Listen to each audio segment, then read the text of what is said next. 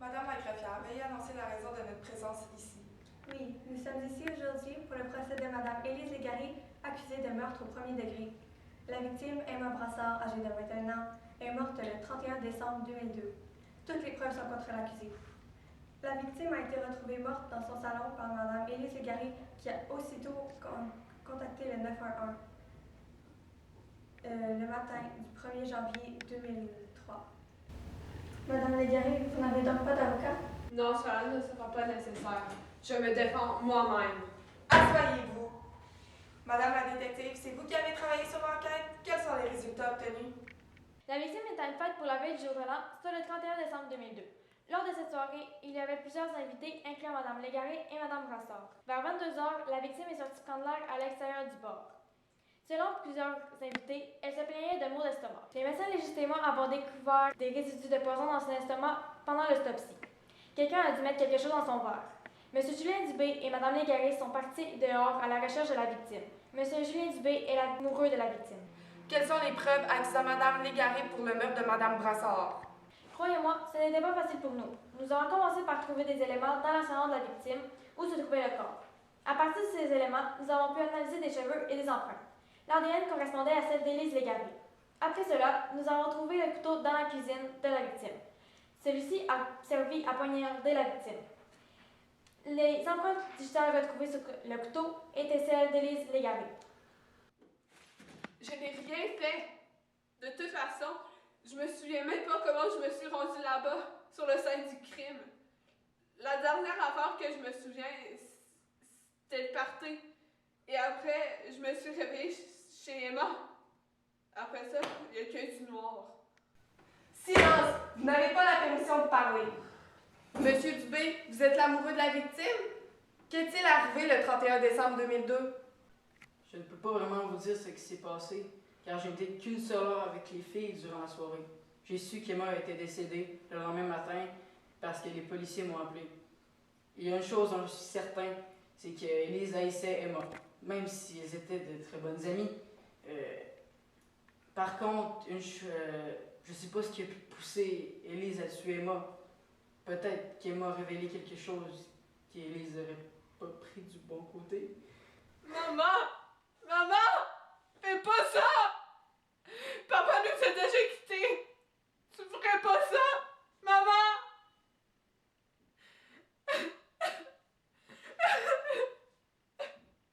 On ne peut pas leur dire que c'est nous, Emma. Tu comprends pourquoi?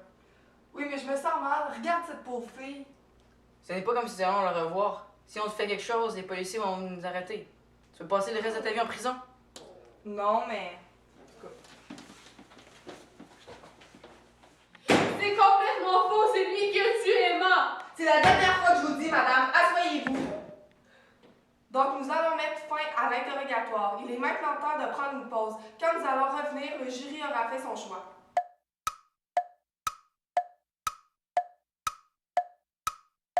Le jury a déclaré Élise coupable du meurtre au premier degré et elle va être soumise à la peine de mort. Élise sera en prison pendant 10 ans et ensuite exécutée par l'injection létale.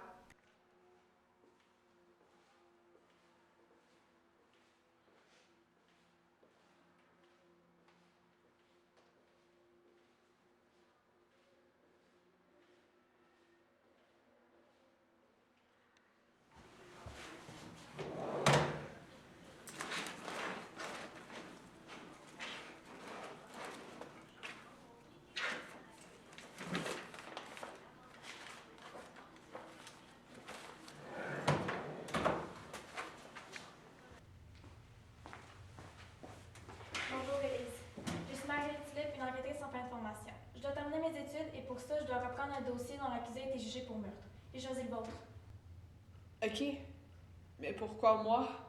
Quand j'ai lu votre dossier, votre nom me disait quelque chose. Je me suis assez souvenue que je n'avais entendu parler à la télévision il y a quelques années.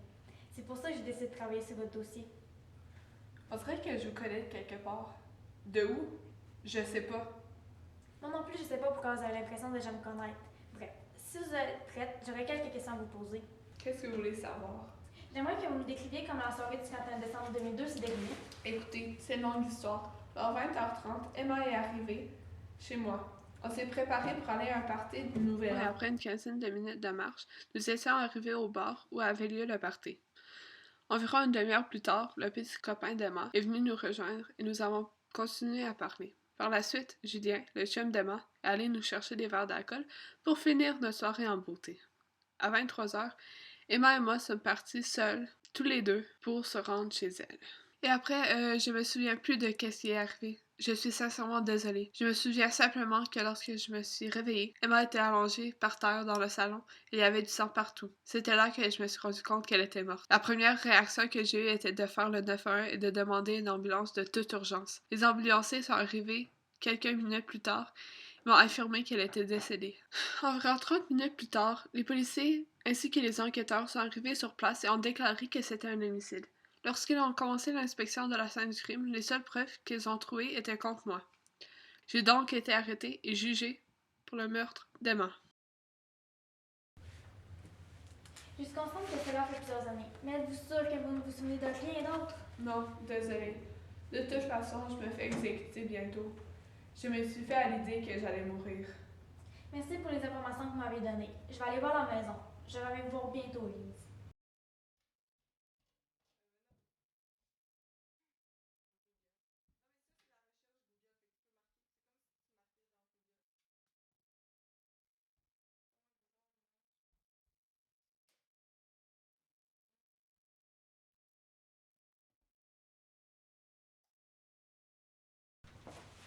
Bonjour, Elise. Je crois que j'ai découvert quelque chose qui peut vous sauver la vie. Pour vrai, est-ce que je peux savoir? Malheureusement, non, on ne peut pas diffuser ce genre d'informations tant que l'enquête n'est pas terminée. Mais ce que je peux t'affirmer, c'est que ça pourrait remettre en question l'enquête faite il y a 10 ans lors du meurtre. La dernière fois que vous êtes venu, je me suis souvenu de nouvelles informations. Le verre d'alcool au bar, il n'était pas comme normal. D'habitude, il est clair, mais là, il était opaque. Je sais pas c'était quoi. C'était comme s'il était plus concentré ou qu'il y avait une autre substance dedans, car après l'avoir bu, je me sentais mal, fatiguée, bizarre, malade.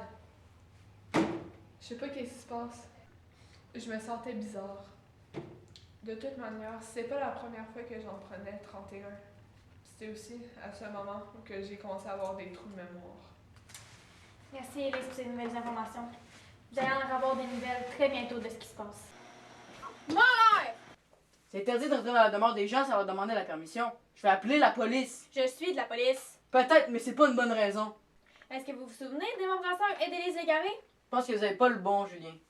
Je n'ai jamais dit votre nom. De toute façon, c'est pas important. J'ai coupé l'enquête concernant le meurtre d'Emma. Tu sais, c'est pas tout le monde qui aurait été capable de faire un aussi bon travail pour camoufler ses traces. Je te félicite.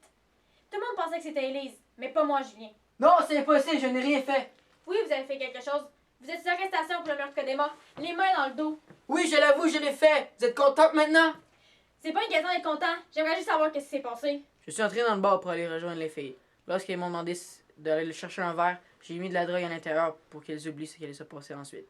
Lorsqu'elles sont sorties du bar, je les ai suivies discrètement jusqu'à ce qu'elles arrivent chez Emma. Lorsqu'elles se sont endormies, j'ai entré dans la maison et j'ai tué Emma. Mais pourquoi l'avoir tué? Je ne sais pas si vous allez comprendre ma raison, mais il y a un peu plus de 10 ans, Emma et moi avons eu un accident de voiture qui a causé la mort de la mère d'Élise.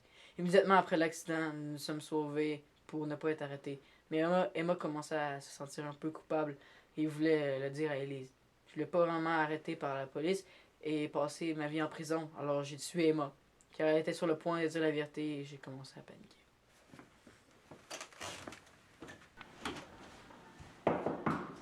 Oui, entrez. Voilà, le travail est fait.